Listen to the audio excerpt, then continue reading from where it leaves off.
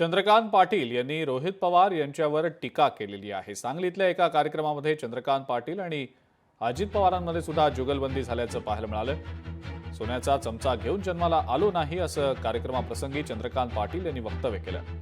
चंद्रकांत पाटलांच्या या वक्तव्यावर अजित पवारांनी प्रत्युत्तर देखील दिलं।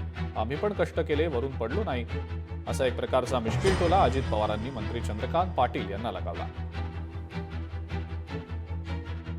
चंद्रकांत दादा कोण आहेत? तर या राज्याचे मंत्री आहेत का नाही? मग आपली अपेक्षा काय? 1-0 वाढला पाहिजे का नाही वाढला पाहिजे? वाढला पाहिजे का नाही? हात वर करून सांगा। आणि चंद्रकांत दादा नंतर कोण बोलणार आहे?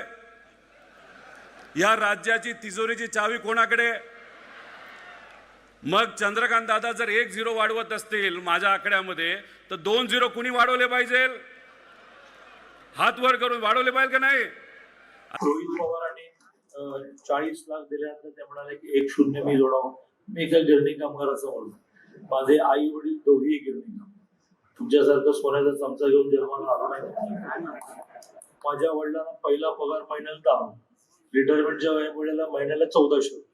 त्यामुळे मी अशी गोष्ट करत नाही, वेळ पडली तर घरदार विकून सामाजिक काम करण्याची सवय लागली आहे, ते पण ती वेळ इथे येणार नाही।